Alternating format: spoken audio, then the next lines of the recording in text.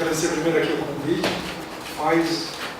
Acho que faz uns 15 anos que eu não vou no encontro de filosofia, embora eu seja originalmente da filosofia. Desde toda a minha carreira acadêmica, filosofia, eu fui me afastando nos últimos anos. Acho que faz uns 15 anos que eu não vou no encontro de filosofia, vocês me perdoem se estou um pouco filosófico. Eu vou tentar ser um pouco teórico, o mais perto que eu acho que eu vou conseguir chegar da filosofia. Eu avisei o Gustavo dessas coisas, ele falou, não, é Nietzsche, mas é mais então tá bom. Eu queria falar um pouquinho sobre um conceito que tem sido usado bastante no debate político brasileiro, que é o conceito das guerras culturais.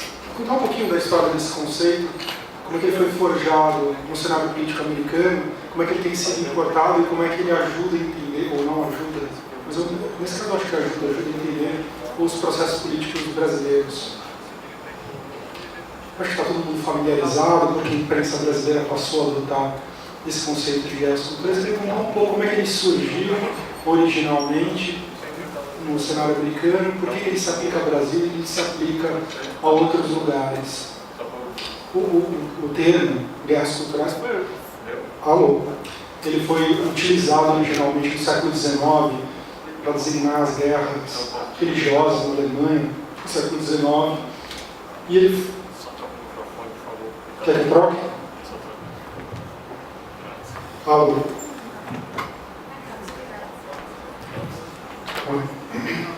O conceito de guerras culturais ele foi originalmente forjado para descrever as guerras religiosas na Alemanha, o debate interreligioso na Alemanha no século XIX, e ele foi importado, ele foi, digamos assim, adaptado pela sociologia americana para designar um fato, digamos assim, uma transformação na organização do debate político no final dos anos 80 e início dos anos 90. Quem forjou esse conceito foi um sociólogo chamado James Hunter, escreveu um livro grande em 1990, meio premonitório, porque ele capturou um processo de mudança social que estava muito na gênese, que muito pouca gente tinha percebido, né? E ele conseguiu juntar, vislumbrar a potência daquele fenômeno que estava nascente, e ele nomeou esse fenômeno dando o nome de guerras culturais. Ele deu o nome de guerras culturais, o que chamou a atenção do James Hunter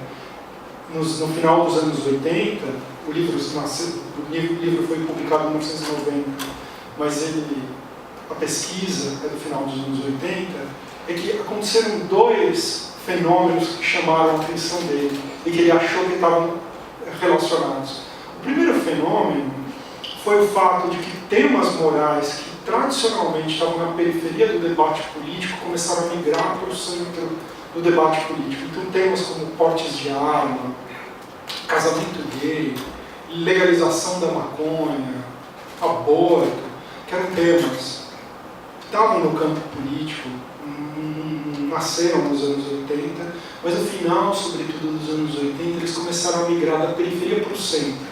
Eles foram migrando tão da periferia para o centro ao ponto da organização política, digamos assim, da organização do espectro político, gradualmente e dispensando os temas de política econômica e política social, que normalmente estrutura o debate político, e incorporando esses temas como definidor do que passa a ser considerado esquerda e direita. Essa é a primeira observação deles. Esses temas estavam saindo da periferia e indo para o centro. Você ligava a televisão, você só via falar desses temas. E era muito estranho que eles estavam tomando lugar da política econômica, política social, se a gente deve ter mais ou menos Estado, ou se a gente deve ter política tributária mais agressiva, mais regressiva.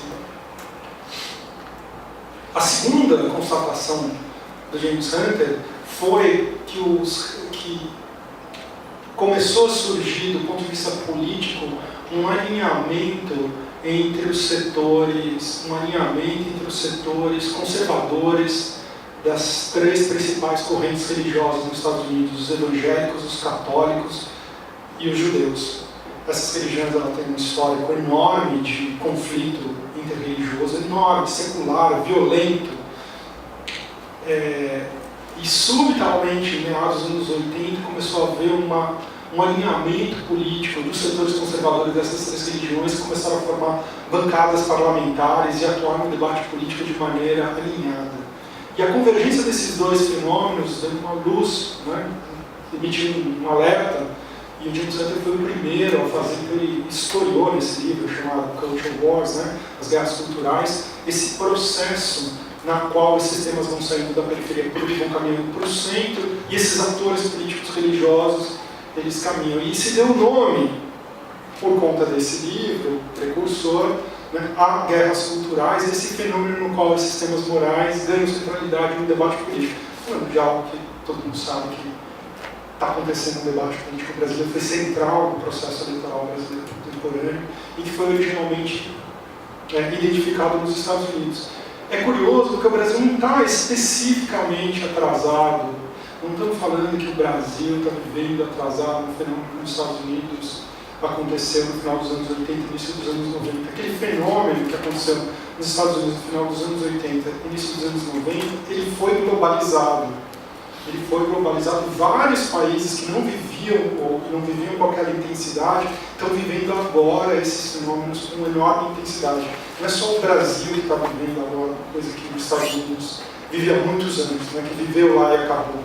Isso digamos assim, um traço determinante da organização do debate político americano e que está sendo exportado para o mundo inteiro. A França, mesmo países que são muito refratários à influência do pensamento americano e da cultura americana, estão vivendo isso. A França, a Holanda, vários outros países estão vivendo isso. Pois bem, eu voltando lá, o James Hunter ele identificou esse fenômeno e desde então se começou um longo debate na sociologia, na ciência social americana sobre qual é a dimensão disso. Porque a gente passou a ver muita evidência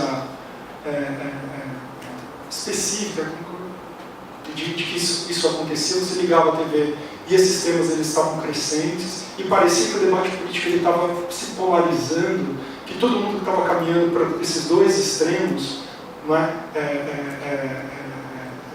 Dois extremos que estavam sendo demarcados por esses temas morais. Então, por um lado, as pessoas que defendiam cotas raciais, a legalização do aborto, a legalização da maconha, e de outros lados, os que defendiam a proibição da maconha, o aumento da pena capital, o aumento da penalidade a criminosos, e que aquilo começava a organizar o debate político muito mais do que a política econômica e social. O que se foi feito muita pesquisa empírica nos Estados Unidos sobre isso, e resumindo uma história que é muito longa, a gente sabe hoje que nos Estados Unidos esse debate essa divisão em torno dos temas morais não é uma divisão que afeta toda a sociedade, ela afeta uma parcela da sociedade. Mas não é qualquer parcela da sociedade, é a parcela da sociedade que está altamente engajada em temas políticos e sociais. Isso significa que, quando a gente olha para, você faz pesquisa de opinião e vê a população em geral não está dividida sobre temas morais. Mas quando você vê aquelas pessoas que debatem temas políticos fora do Estado, essas pessoas elas estão inteiramente divididas e cada vez mais divididas e cada vez mais convictas e cada vez mais intolerantes do ponto de vista da outra, um processo crescente de divisão social em torno de temas morais. Mesmo por que isso aconteceu? Eu acho que a principal contribuição para entender a natureza desse problema e por que ele nasce e por que ele se expande tem a ver, a melhor contribuição para entender isso vem dos historiadores, do historiador americano chamado Andrew Hockman, que contou um pouco a história das guerras culturais. Ele escreve da seguinte maneira, ele diz o seguinte: as guerras culturais elas são uma reação com uma geração de atraso às conquistas dos movimentos sociais dos anos 60 e 70. Nos anos 60 e 70, veio a emergência de 3 movimentos sociais, que são o movimento negro, o movimento feminista e o movimento LGBT, que na época se chamava movimento gay, que ao contrário de vagas anteriores, esses movimentos nasceram nos anos 60 e 70, eles se caracterizaram por concentrar seus esforços não na mudança legislativa, mas na mudança das relações interpessoais. Por exemplo, se a gente olha o movimento feminista, numa vaga anterior, ele foi sufragista, ele lutou pelo direito da mulher ao voto. Mas nos anos 60 e 70, o que caracterizou o movimento feminista não é uma mudança legislativa, mas uma mudança das relações interpessoais entre homens e mulheres. Que homens e mulheres tivessem uma relação interpessoal de uma natureza diferente, mais igualitária. A mesma coisa aconteceu com o movimento negro, que numa vaga anterior, uma onda anterior, ele foi abolicionista, ele era contra a mercantilização dos seres humanos, dos escravos. Nos anos 60 e 70, nos Estados Unidos, ele se caracterizou pela defesa do convívio e da igualdade entre brancos e negros, em particular, o convívio em espaços birraciais, sobretudo no sul dos Estados Unidos, onde havia ainda segregação. Mesma coisa com o movimento gay. De maneira que o que caracteriza, digamos, esses três movimentos é o fato deles serem movimentos sociais que lutaram politicamente por mudanças nas relações interpessoais. Embora eles tivessem uma luta anterior que era mais focada em mudanças legislativas. Essas mudanças, esses três movimentos, mais a contracultura, eles produziram, como todo mundo sabe, mudanças muito profundas na maneira como a sociedade se organiza e como nós nos relacionamos. Mudanças que provavelmente ainda não são suficientes, mas que mudaram muito a maneira como a gente se organiza. De maneira que os conservadores, que nunca precisaram se organizar politicamente, porque eles eram uma norma social nos anos 50 e 60, eles, com uma geração de atraso, ou seja, uma geração depois desses movimentos dos anos 60 e 70, eles começaram a perceber que eles estavam caminhando para ser um setor minoritário da sociedade. Eles tinham perdido, digamos assim, o controle, eles tinham deixado de ser a norma social. As instituições de reprodução de valores sociais, que são as escolas e as universidades, os meios de comunicação e as artes, elas tinham inteiramente incorporado os valores desses três movimentos, ou desses quatro movimentos, se você incluir a contracultura, de maneira que os conservadores tinham perdido a capacidade de reproduzir, digamos assim, os fundamentos da família patriarcal heteronormativa. E quando eles começaram a se organizar politicamente, as guerras culturais, elas não são uma ascensão conservadora, elas são uma reação conservadora a transformações profundas da sociedade trazidas pelo movimento social. Elas são uma espécie de de reação, né? Não sei se é uma contra-revolução, esses movimentos... Contra-reforma. Uma espécie de contra-reforma, uma reação mesmo, né? Essas mudanças que estavam movimentando. E é por esse motivo que os conservadores tiveram que superar as barreiras que os dividiam. E uma das grandes novidades do movimento conservador é que as barreiras religiosas que separavam evangélicos, católicos, protestantes tradicionais e a comunidade judaica, elas foram superadas em prol de um programa de defesa da família tradicional.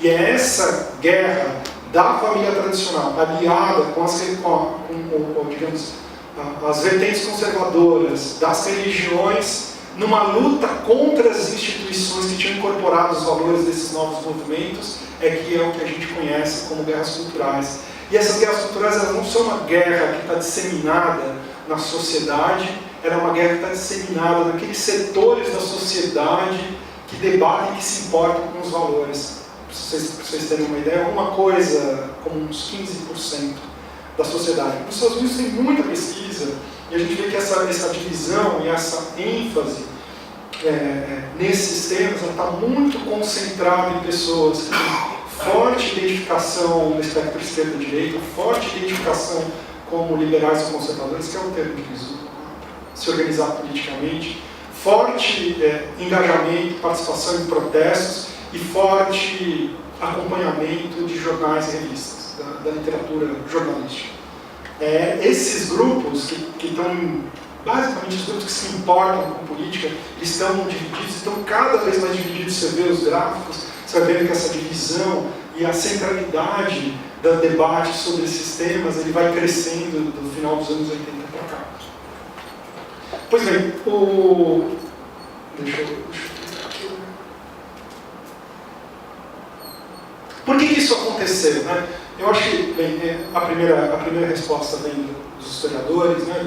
Acho que o Andrew Kaufman, ele mostra como os setores conservadores, eles se organizam politicamente. Aqui, se a gente vê, por que as guerras culturais elas se expandiram? Elas se expandiram principalmente porque a Igreja Católica começou a travar uma guerra mundial contra o feminismo. Ela se organizou, ela inventou a teoria de gênero, que é, digamos assim, uma anti-ideologia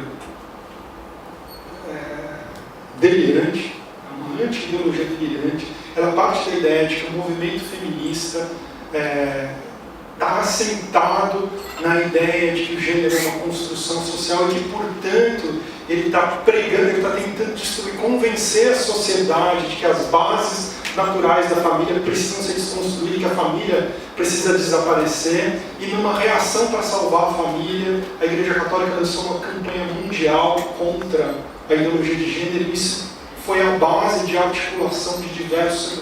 Isso é a luta contra o aborto. A luta contra o aborto e a luta contra a chamada ideologia de gênero, que é um termo criado pela reação católica aos avanços do feminismo, eles permitiram unificar os setores conservadores em vários países, na Europa, na América Latina, e dar início às guerras culturais, né, nesses outros países, expandindo o processo que já tinha acontecido nos Estados Unidos e que vem tomando o mundo. Então, quando a gente olha para o caso brasileiro, a gente vai ver que a gente tem uma primeira tentativa de unidade desses setores conservadores no debate no STF em torno das células-tronco, e a gente tem uma ampliação, uma radicalização dessas alianças que aconteceram primeiro no debate no STF, em torno da ideologia de gênero, uma aliança muito clara entre os setores conservadores católicos e os evangélicos, que passam a lutar numa frente única. Né? Eles eram antagonistas históricos, eles se odiavam. Se a gente pega a história política dos debates, eles disputam a base religiosa da sociedade, e subitamente eles estão alinhados e eles passam a votar junto às suas bancadas no Congresso Nacional, começam a fazer projetos de lei junto, começam a votar junto, eles começam a fazer campanhas públicas alinhadas, eles começam a ter fóruns de articulação política, e esse é o fenômeno que dá origem às guerras culturais no Brasil. Então, no Brasil, a gente tem uma articulação disso, ela começa essa articulação no debate no STF sobre as células-tronco, ela ganha maior impulso nos anos 2010 com a ideologia de gênero, e ela ganha um braço laico quando o movimento anticorrupção, né, os grupos que estavam chamando a campanha pelo impeachment da Dilma Rousseff, MBL, as ruas, ativistas independentes, todos esses novos grupos que estavam ligados à pauta anticorrupção e que eram conservadores, eles começam a desenhar campanhas laicas conservadoras, que não eram ligadas às religiões, mas elas tinham um conteúdo de defesa da família tradicional também. Então a gente vai ver a campanha contra os museus, né, no Queer Museu, e a expansão desse debate, a campanha do Queer Museu, não é? E a luta contra a pregação comunista nas escolas, que a escola sem partido, que é esse é o braço laico, ele não vem dos evangélicos. O que a gente vê agora é uma aliança entre o conservadorismo laico e o conservadorismo religioso, não é? Num esforço de defesa da família tradicional contra os avanços desses movimentos sociais. Além, digamos assim, dessa agência dos setores conservadores que lutam para criar um campo político, que eles vêm como um bunker, eles não vêm como uma ascensão conservadora, eles vêm como uma derrota. A leitura conservadora, que eu acredito que é a leitura mais correta desse processo, não é que eles são um levante conservador. A leitura é que eles estão criando um bunker, eles estão se defendendo de um apocalipse moral da sociedade. A sociedade foi tomada pelos progressistas, estão destruindo a família, e isso os obrigou a se alinhar, superar as divergências, fazer um bunker conservador para proteger antes que a sociedade desapareça. Né? O nosso futuro ministro das Relações Exteriores falar que os progressistas querem impedir que o menino Jesus nasça. Eles querem é verdade, não estou satirizando, não estou inventando. Então eles estão alucinados, mas eles acham que eles estão perdendo. Né? A leitura conservadora, que eu acho que é mais correta, eles acham que nós estávamos perdendo e agora a gente vai politizar, a gente vai entrar, a gente vai politizar, a gente vai fazer essa disputa das relações interpessoais e nós vamos empurrar essas distinções para o centro do debate político. Houve duas outras condições que permitiram que esse debate que estava na periferia migrasse para o centro. Uma delas, na minha opinião, uma delas, que a sociologia alemã tem chamado a atenção, é o fato de que a crise fiscal que tem abatido o mundo inteiro, ela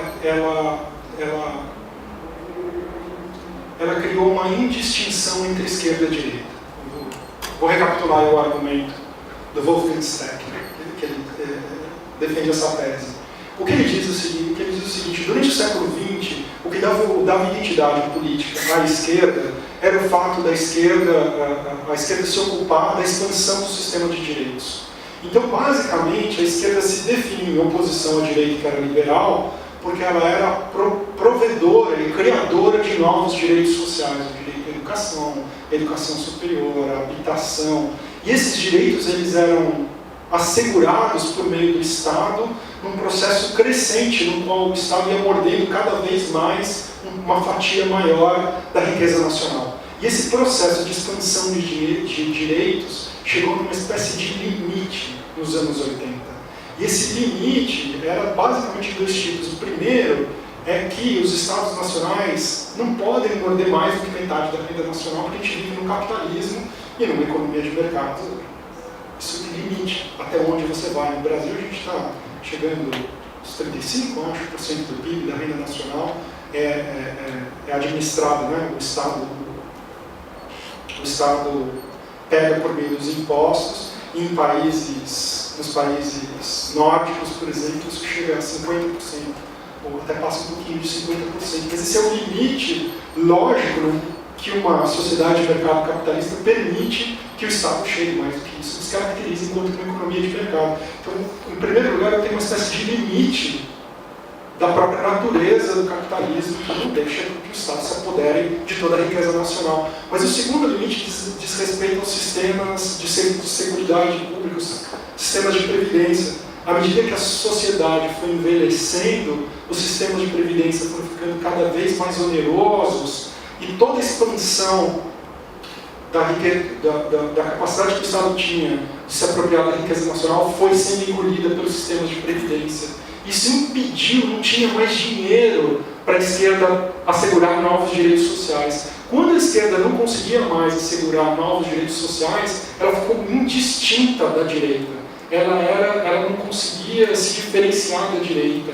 E como sistema político, um sistema relacional, um espectro político, um sistema relacional, no qual a direita se define em oposição à esquerda e a esquerda em oposição à direita, a partir do momento que há uma espécie de indistinção, eles se aproximam rumo ao centro, que é esse fenômeno que a gente viu do Fernando Henrique Cardoso no Brasil, do Tony Blair na Inglaterra, do Clinton nos Estados Unidos, que é uma esquerda, que a gente nem chama de esquerda, né? Porque ela é tão indistinta da direita, que ela vira uma massa amorfa ali, na qual trabalhistas e conservadores, PSDB e democratas, vira tudo meio a mesma coisa.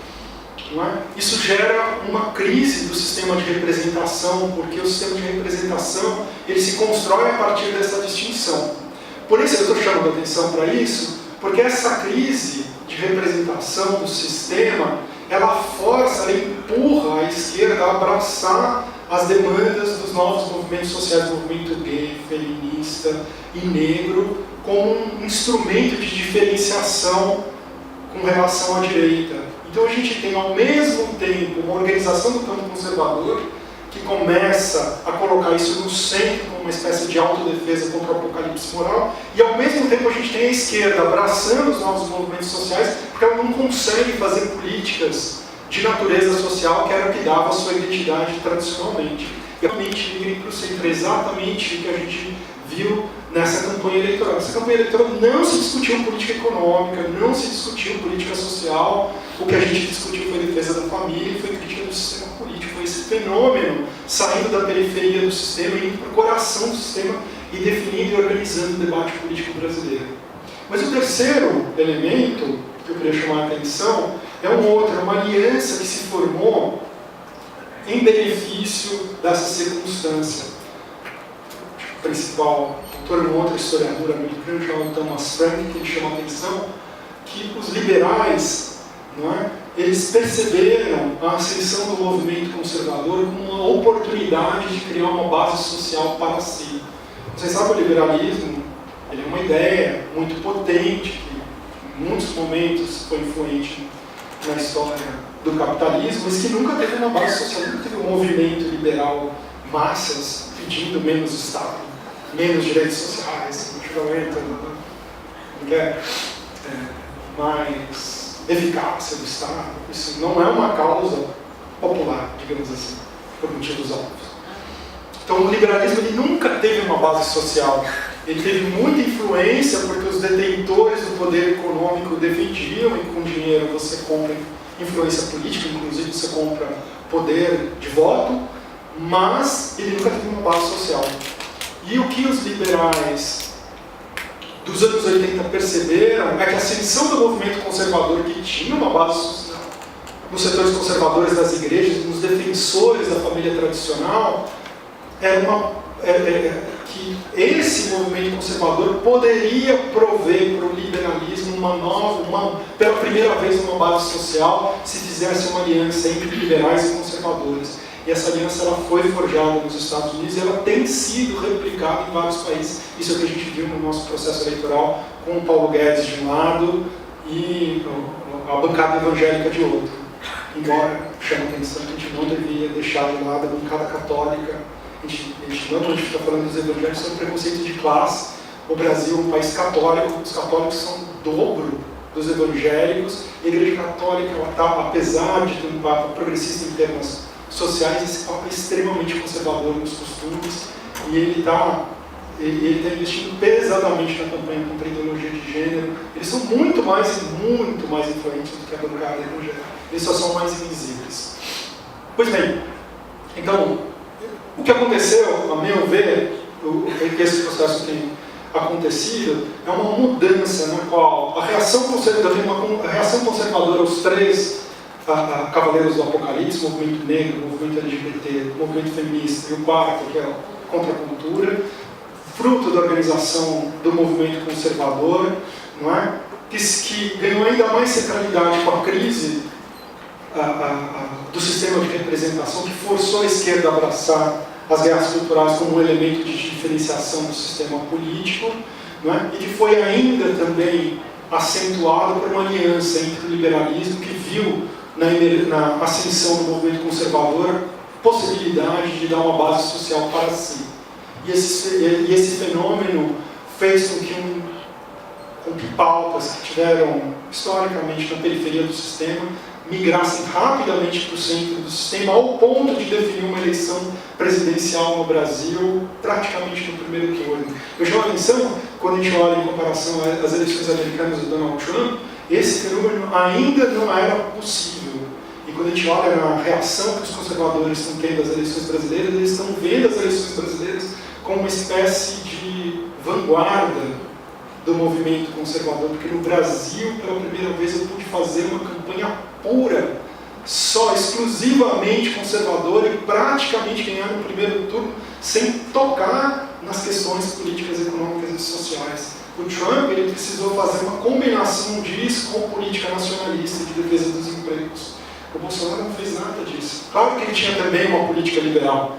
Os liberais investiram em campanha e houve uma espécie de dupla campanha. Por um lado, eu tive a campanha para o público, para os eleitores, que é a crítica do sistema político combinado com o conservadorismo, e eu tinha uma campanha B, que era o Paulo Guedes passando junto aos investidores e as elites empresariais, né, para ganhar a chancela das elites econômicas. Já vou caminhar aqui, que eu não quero tomar muito tempo. Só chamar a atenção para duas coisas desse. O que permitiu que esse discurso desse esse salto nessas eleições e quais são as características desse conservadorismo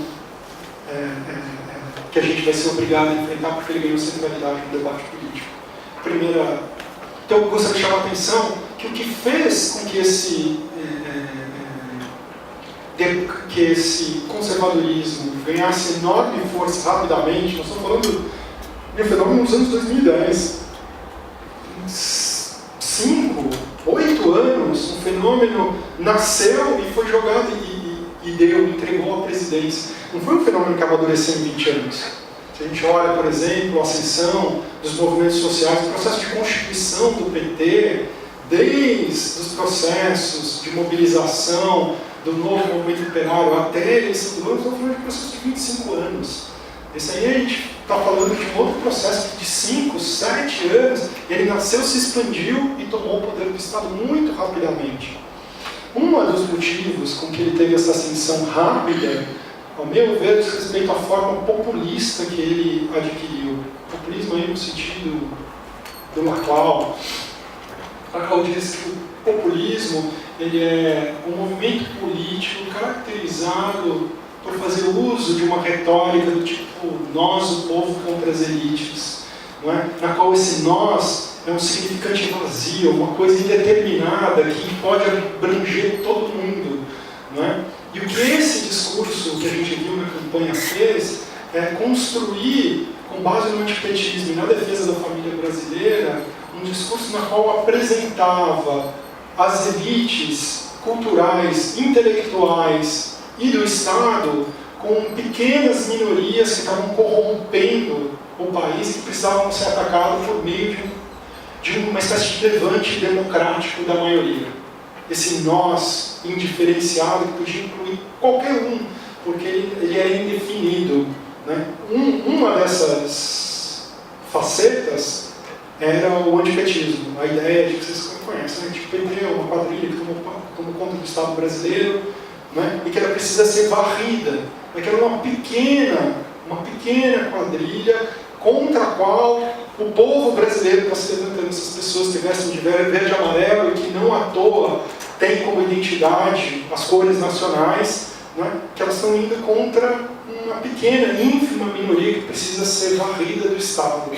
Mas esse discurso ele também se aplicou ao progressismo moral dos movimentos, né? Os avanços do feminismo, do movimento negro e do movimento LGBT, que foi apresentado como uma elite cultural que havia tomado essas instituições de reprodução de valores. Então nós estamos falando de artistas que tinham tomado, digamos, o establishment da cultura, das artes. Nós estamos falando de comunicadores que tinham tomado os meios de comunicação, a Rede Globo, e nós estamos falando dos professores que estavam ocupando a universidade e as escolas, e que por meio do uso irresponsável dessas instituições de poder, eles estavam tentando forçar numa sociedade conservadora valores progressistas que eram alheios a essa sociedade conservadora.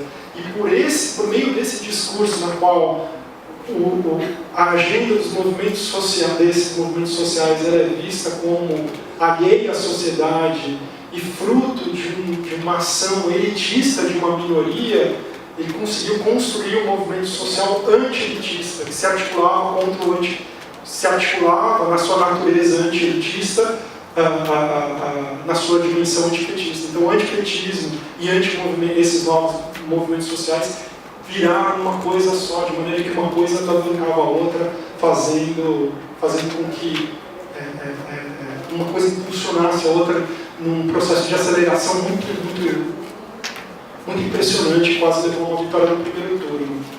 Antes de eu terminar, eu queria chamar a atenção por uma coisa que vale a pena prestar atenção, que é a mudança do conservadorismo. Esse fenômeno ele é recente, mas nos Estados Unidos, onde ele é mais antigo, ele dá para ver com muita clareza, tem duas gerações conservadoras, e a gente vê esse fenômeno no Brasil, embora ele seja recente, isso é muito importante para a gente entender a dinâmica do adversário. Quando esses primeiros grupos conservadores, nos casos dos Estados Unidos, nos anos 80, os mais antigos, eles veem o avanço, Esses grupos, eles são muito claramente misóginos, machistas, homofóbicos, muito claramente. Né? Eles são justamente essas pessoas conservadoras que estavam assentadas nas estruturas de uma sociedade patriarcal e heteronormativa, assustados com o avanço dos movimentos. Não é o que acontece com a nova geração. Você chamou muita atenção, não é à toa que a nova liderança conservadora ela é toda, no mundo inteiro, aqui no Brasil, inclusive é gay. Não é à toa que a gente tem Fernando Holliday, que é negro, periférico e gay, e homossexual. Isso está acontecendo em várias. Nos Estados Unidos, a liderança do movimento conservador é gay. Na Europa, a liderança do movimento conservador, na França, na Holanda, ela é gay. E ela é, mas não como um desafio aos movimentos sociais, é porque essas mudanças elas já foram incorporadas e a nova etapa da luta dos movimentos conservadores, ela não é com respeito aos avanços da pauta, mas na forma dos movimentos. Claro, não estou defendendo o machismo, não estou defendendo a misoginia, como a velha geração, como o Bolsonaro, um cara muito flagrantemente machista, misógino. O Bolsonaro é a velha guarda, a nova guarda não é assim. A nova guarda ele luta contra a forma dos movimentos sociais. Ele não é machista, ele é antifeminista, que são coisas um tanto diferentes. Ele não está defendendo que as mulheres devem ocupar um lugar tradicional e cuidar dos filhos. Ele está criticando o movimento feminista por ser vitimista e por criar regras especiais para uma parcela da população. Ele é anti, e é por isso que elas precisam ser derrotadas. E é por esse motivo que esse discurso está enfatizando a luta contra o sistema de cotas, né? Por exemplo, que cria sistemas que na leitura conservadora furam a fila da meritocracia. E essa nova forma desse debate.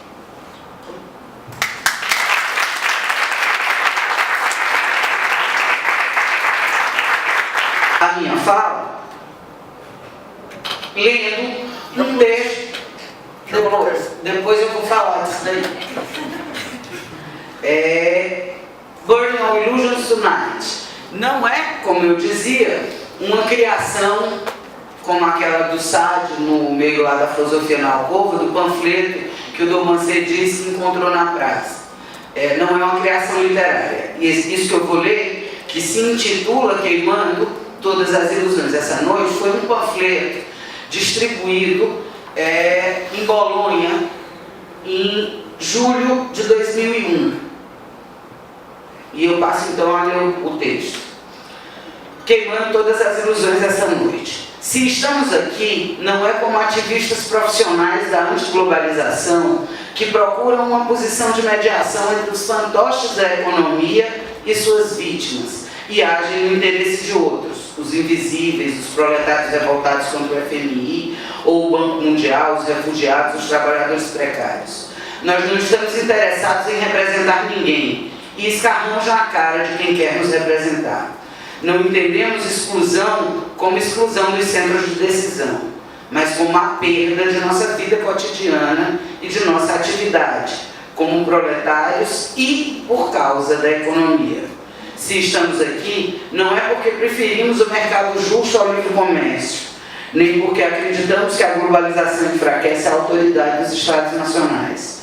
Tampouco estamos aqui porque pensamos que o Estado é controlado por instituições não democráticas, ou por querer mais controle sobre o mercado. Estamos aqui porque todo mercado é mercado da miséria humana, porque todo Estado é prisão, porque a democracia esconde a ditadura do capital.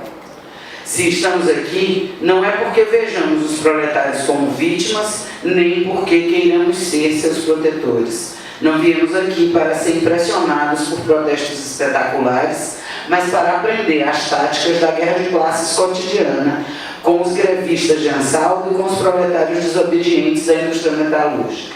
Viemos aqui para trocar nossas experiências com os despossuídos de todo o mundo. Se aqui estamos, não viemos como membros das numerosas ONGs, grupos de pressão, ataque, ou de todos aqueles que simplesmente querem ser incluídos nas discussões sobre a modernização do capitalismo, esperando que suas propostas, como a Caixa Tobão, por exemplo, possam salvar as relações sociais capitalistas, isso é, as mesmas relações que perpetuam nossa alienação e exploração. Se estamos aqui, é como proletários que reconhecem o capitalismo, não nas reuniões dos mafiosos, mas no fato de que somos cotidianamente privados de nossas vidas nas fábricas, nos call centers, como desempregados pelas necessidades da economia. Nós não falamos em nome de ninguém, partimos de nossas próprias condições. O capitalismo não existe por causa do G8. O G8 existe por causa do capitalismo. O capitalismo nada mais é do que a expropriação de nossa atividade, que se volta contra nós como uma força alienada. Nossa festa contra o capital não tem início nem fim, não é um espetáculo pré-determinado e não tem data fixa. Nosso futuro está além de todas as mediações, além dos Estados-nação, além de toda tentativa de reformar o capitalismo.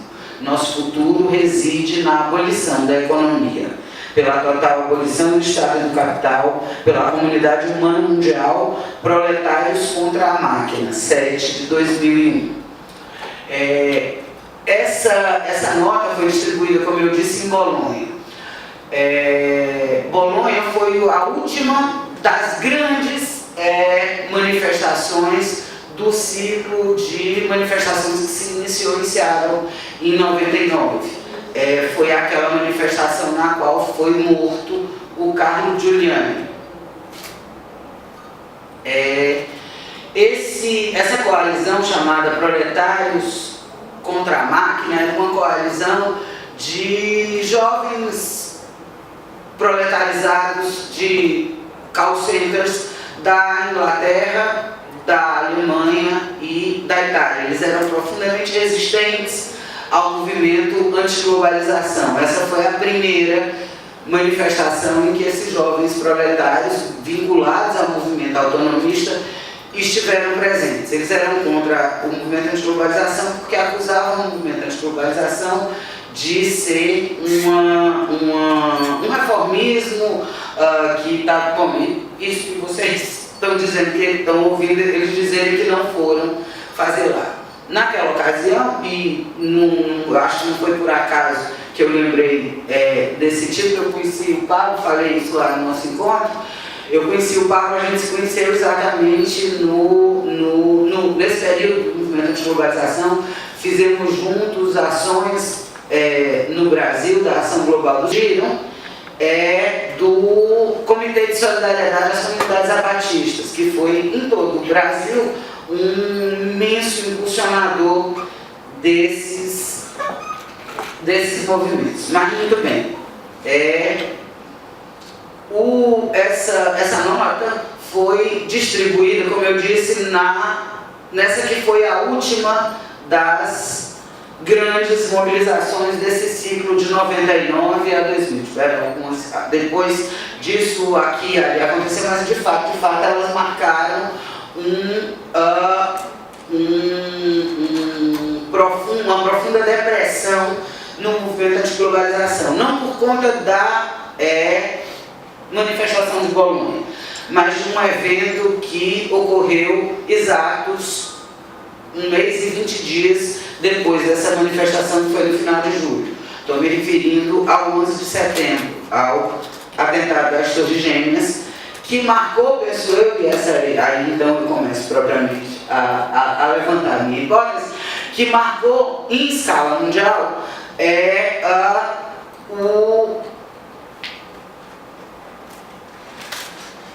a universalização, a generalização, portanto, em escala mundial, daquilo que se tornou nos anos posteriores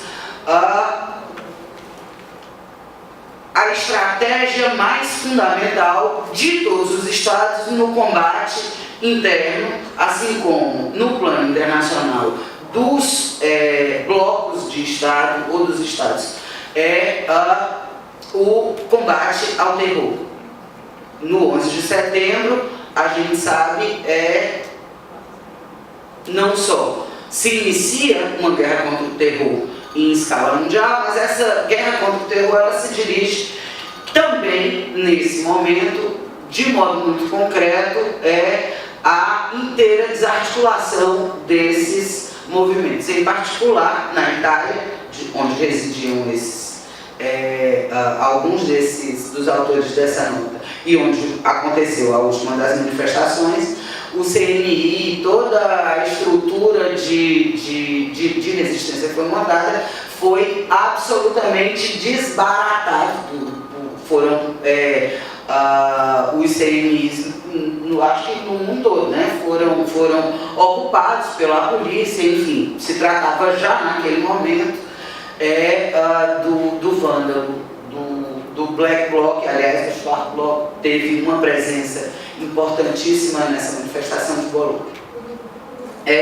Eu dou um corte e mostro essa, não sei se vocês estão enxergando. Está escrito ali, aceitando a sociedade do espetáculo. E embaixo é reproduzida uma das teses da sociedade do espetáculo. O espetáculo é ao mesmo tempo parte da sociedade, a própria sociedade e seu instrumento de unificação. O espetáculo não é um conjunto de imagens, mas uma relação mediada por imagens. É uma citação do Debord. Curioso é que essa imagem foi capturada, ela está no site BuzzFeed, ela foi capturada no encontro do MBL na sexta-feira passada, no 4º Congresso Nacional do Movimento Brasil Livre. Naturalmente, o MBL não virou debordiano, mas justamente debordiano de direita. Ai, vai te lascar. Mas, efetivamente, apresenta não só essa citação, mas uma série de desvios, utilizando, e aqui eu estou frescando como vai te lascar, mas de fato faz uma utilização desviada da sociedade do espetáculo. Teria sido preciso que a gente não conhecesse a sociedade do espetáculo e os comentários da sociedade do espetáculo para não saber que um dos temas mais fundamentais apresentados pelo Debord é justamente, e aí eu começo a falar, talvez da suspeita que eu queria dividir, talvez seja a coisa importante. Eu estou considerando aqui que tem umas falas que a gente faz só por causa do lápis e tal, tem umas outras, porque, né, faz. Tem umas outras que a gente faz e que são de verdade, assim, que tem a ver com um diálogo que possa produzir alguma coisa. Por que eu falei isso? A sociedade do espetáculo, ela aparece como uma leitura do marxismo, uma leitura da crítica da economia política absolutamente fora da curva do marxismo do século XX. Eu me lembrei aqui, toda vez que eu falo, eu conto uma história. Toda vez que eu falo isso, eu conto uma história. O Pablo, quando era do CA de História, da USP, vê se eu delirei essa história, porque eu ando mentindo por aí, se ela não aconteceu. Porque eu me lembro que o Pablo me contou uma vez que quando eles eram do CA de História, eles organizaram um evento lá. O CA organizou o evento e botou dois quadros, um do Marx de um lado, um do Bakunin do outro, com duas. Então, pronto, não ando mentindo.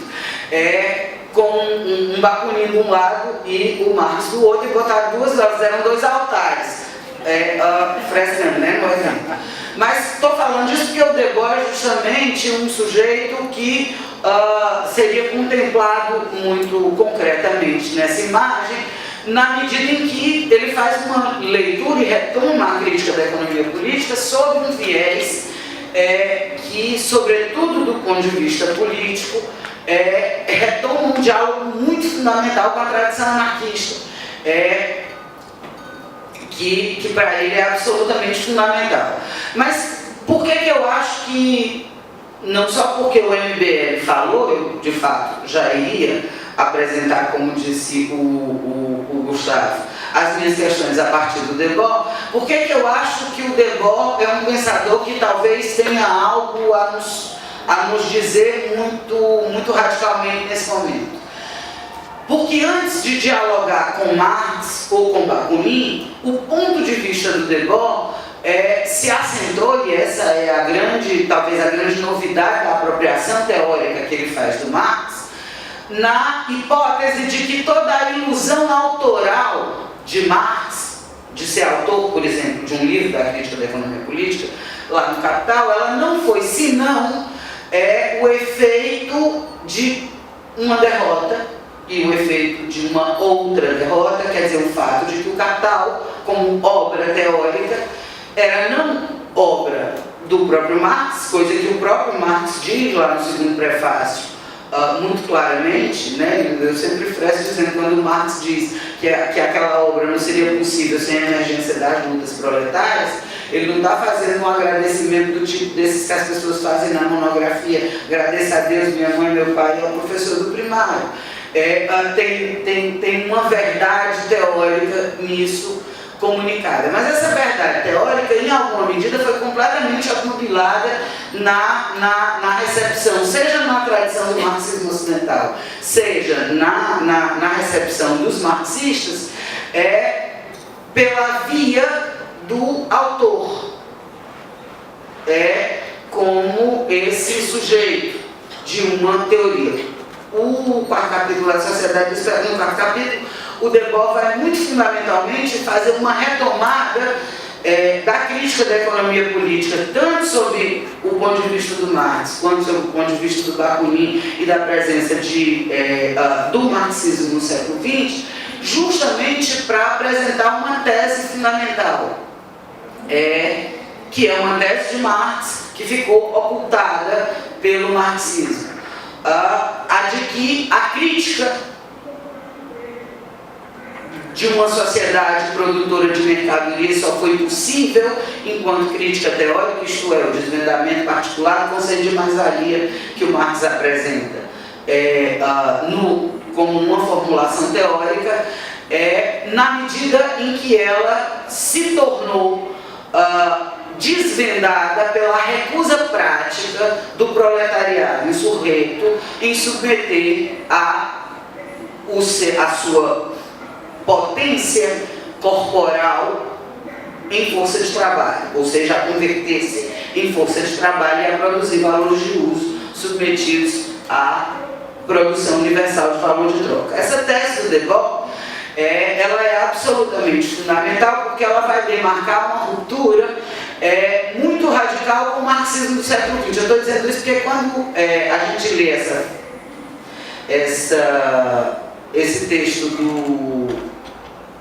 das ilusões, do Queimando as Ilusões essa noite, muito provavelmente todo mundo pensa muito rapidamente que esse texto deve ser um texto aí de um povo meio antigo, do tempo em que ainda existia proletário.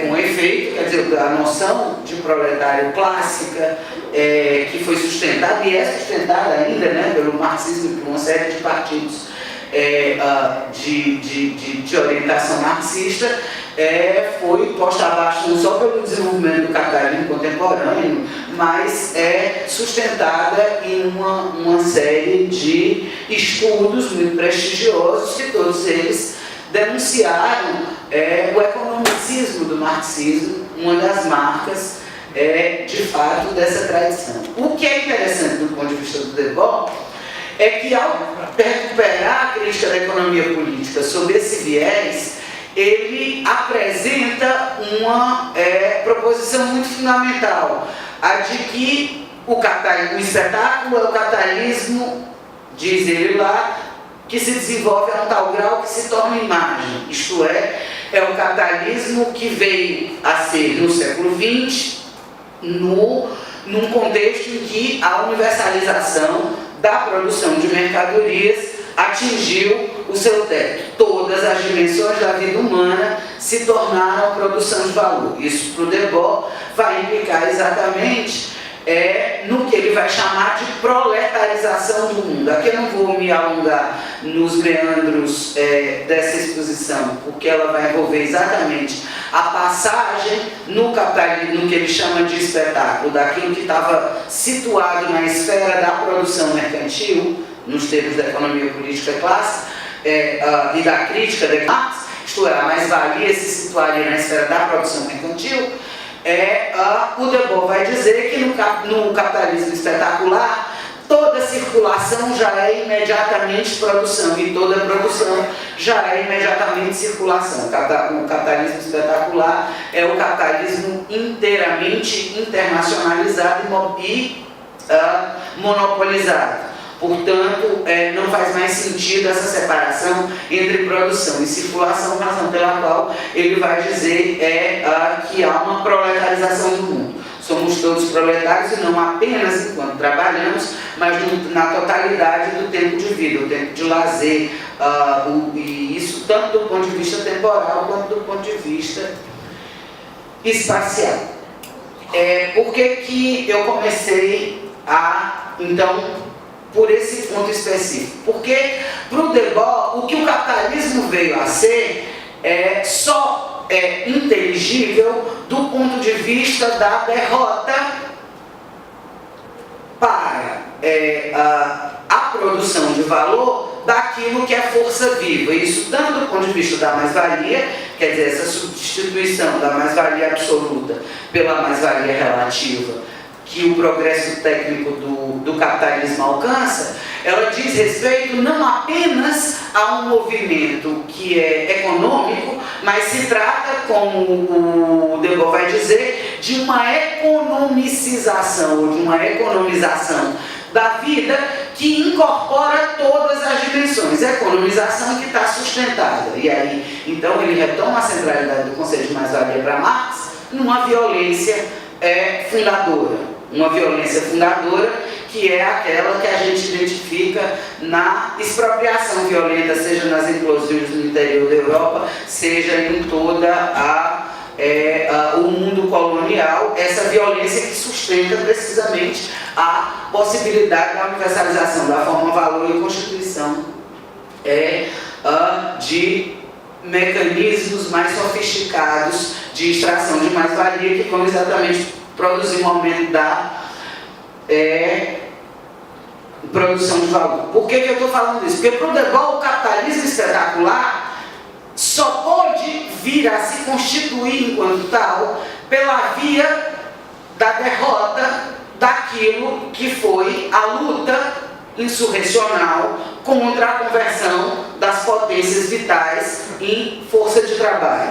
É a derrota da Comuna de Paris, é a derrota da insurreição espartaquista, são as sucessivas derrotas das lutas que deram a forma capital no momento em que ele chega a ser espetado. Nisso ele recupera um negócio muito básico do Marx. Mas por que isso me interessa aqui? Porque isso que está na base de toda a contestação no século XX, inclusive dessa distinção que o Pablo traz especular no interior do Estado e do mercado entre esquerda e direita, para o Debord aparecem desde o princípio precisamente como a forma derrotada, o estado de bem-estar, por exemplo, para já ir saindo em direção ao nosso ponto, o estado de bem-estar não é senão a forma derrotada da presença internalizada no interior do capital das lutas proletárias. Se trata de uma conversão ou de uma captura. Mas para ele é essencial esse elemento da captura, porque se trata exatamente de indicar que aquilo que, seja o sindicato, seja o cartismo, mas ainda para trás do ponto de vista do movimento operário, é exatamente sobre a forma da incorporação na produção mercantil que essas formas vão se constituindo. Eu fiz esse introito para chegar num conceito muito fundamental, que é talvez a coisa que eu acho que é mais importante da contribuição do Debord, que nos interessa recentemente. Em 88, o Debord escreve uns comentários à Sociedade do Espetáculo. Ele faz esses comentários, depois, os comentários são uma espécie de elaboração do luto da derrota mais recente. E que derrota mais recente é essa? Do que ele chamava do último assalto aos céus das insurreições proletárias, jovens proletárias de 68 na França, na Itália, enfim, na Europa, e dessas insurreições que resultaram nas formas mais radicalizadas, assembleias selvagens, ocupações de fábrica com assembleias selvagens, greves selvagens contra os sindicatos, como essa que a gente viveu no Brasil, a dos garis, por exemplo, né, em 2013, que eram greves selvagens precisamente que haviam pontuado nesse movimento, nesse último assalto aos céus do final dos anos 60 e dos anos 70. Nos comentários da Sociedade do Espetáculo, o Debord já está recolhendo teoricamente, como fez Marx na escrita do Capital, recolhendo teoricamente a derrota das revoluções de 48, ele está recolhendo teoricamente essa derrota, avisado de que quando se escreve na derrota a tentação da autoria, que foi aquela a qual Marx cedeu, não pode ser acreditada, ela precisa, de fato, precisamos estar avisados dela. O Debord começa os comentários sobre a Sociedade do Espetáculo dizendo: eu esperei até agora que alguém escrevesse sobre o que está acontecendo. Como isso não aconteceu, bom, só eu falarei, vou falar, mas de fato não se supõe autor disso. No quarto prefácio da Sociedade do Espetáculo, no prefácio à quarta edição italiana da Sociedade do Espetáculo, ele desenvolve o mesmo tema, que é exatamente a avaliação do significado dessa derrota mais recente da autonomia operária e do que ela produziu em termos da conjuntura e da configuração disso que ele havia apresentado lá em 67. Em 67 ele apresenta duas formas do espetáculo. Para o Debord, essa distinção entre socialismo e capitalismo não faz o menor sentido. Todos os estados existentes no mundo no século XX eram estados espetaculares. A divisão que ele vai propor é a divisão entre o que ele vai chamar em 67 de espetáculo concentrado. De um lado, o espetáculo concentrado diz respeito a uma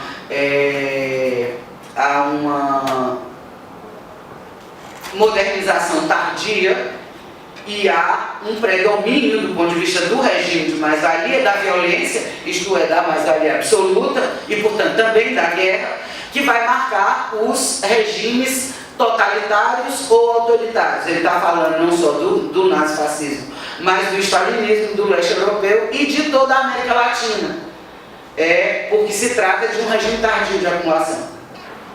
De outro lado, ele vai falar do modelo difuso do espetáculo, que ele vai apontar como vigente tanto no modelo americano quanto europeu, que é caracterizado, do ponto de vista que está me interessando aqui, que é do regime de acumulação de mais-valia, por uma violência difusa e sob controle, isso que a gente poderia, sob outro ponto de vista, dizer que marcou o regime democrático, mas também um certo regime de socialização da circulação mercantil. Aliás, é bem exatamente como a abundância mercantil que o Debord vai caracterizar esses estados do espetáculo difuso. Em 88 ele vai dizer que acabou isso, que não tem mais espetáculo concentrado e espetáculo difuso, que essa última vaga dos movimentos autônomos dos anos 60 e 70, quando derrotadas, levou àquilo que ele vai chamar de constituição do único modo de existência do espetáculo, que é o espetacular integrado. Ele vai apresentar nesse texto dos comentários o Estado francês e o Estado italiano desse momento como exemplares e emblemáticos. E esse Estado francês e italiano se constituem a partir da resposta à última vaga de movimentos, como eu dizia.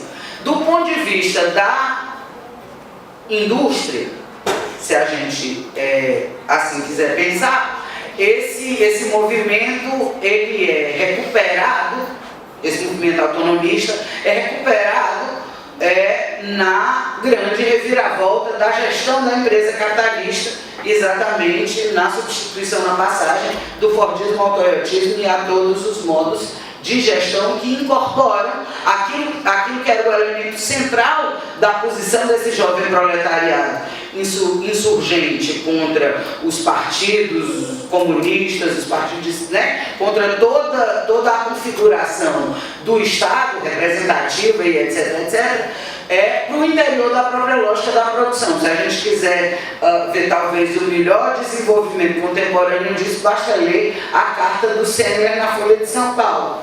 Do que é essa apropriação inteligente do ponto de vista da gestão da produção.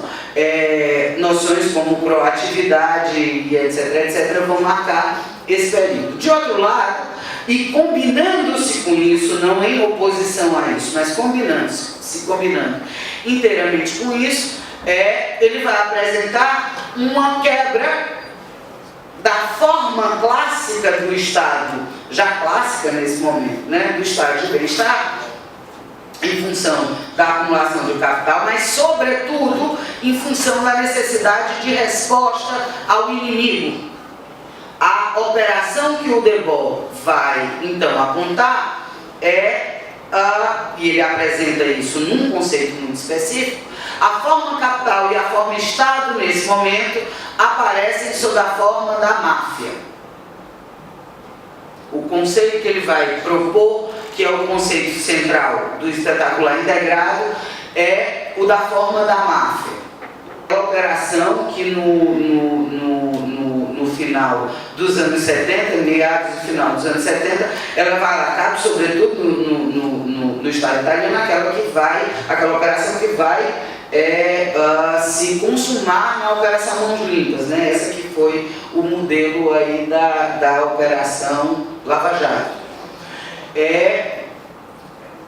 E no que consiste, quanto à contestação social, essa estrutura da máfia? Primeiro, do ponto de vista do capital, se trata de um esfacelamento dos grupos de interesse. Se a gente pode dizer em termos mais clássicos, que a disputa pelo aparelho de Estado, no século XX inteiro, expôs disputas intermonopolistas de setores, né, de interesses e etc. Nesse momento, essa fragmentação ou esse esfacelamento migram inteiros para o interior da própria forma do Estado, dessa forma do Estado espetacular integrado, e implicam na ausência absoluta de possibilidade estratégica. Se trata, o Debord tinha uma predileção pela análise da estratégia, se trata exatamente da impossibilidade de continuidade de um planejamento estratégico global. Se trata, se a gente assim quiser,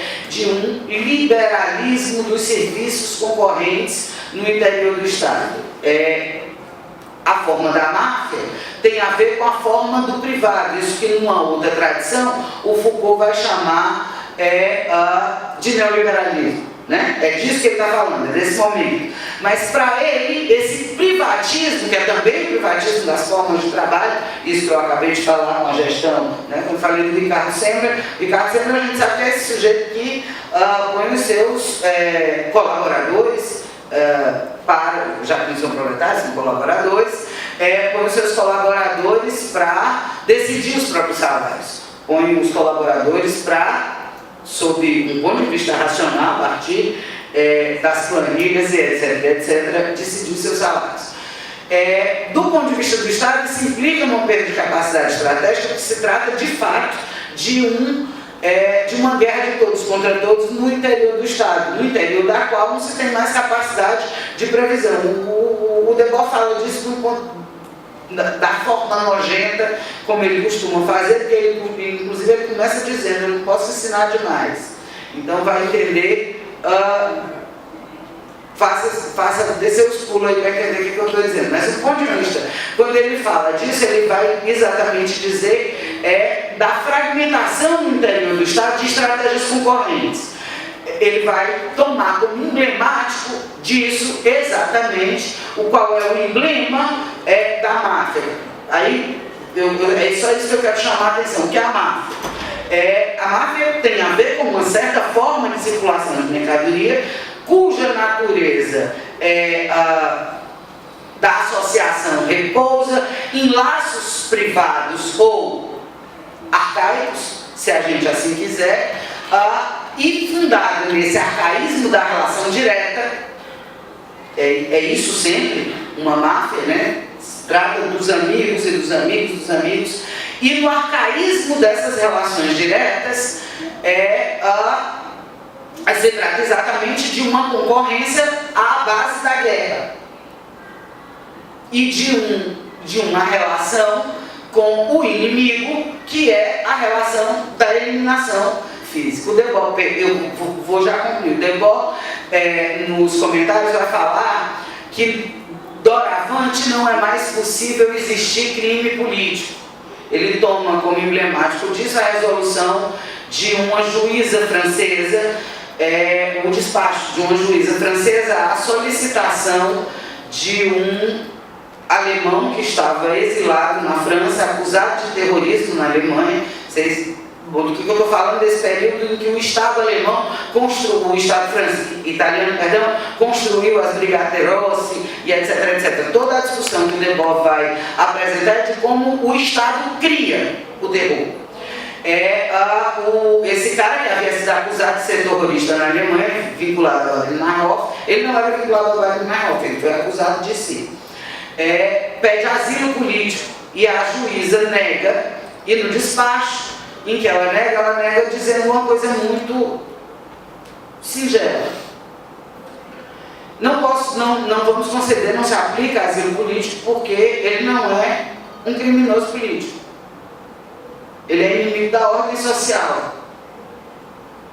Ele não está discutindo no interior de um Estado discricionário. Ele é um criminoso social. A gente sabe no Brasil que o conceito de crime social lá nos anos 30 é exatamente aquele arcaísmo fundamental que nunca nos deixou, esse que foi o do Dobbs também nos anos de chumbo, mas que permaneceu no pós-democrático,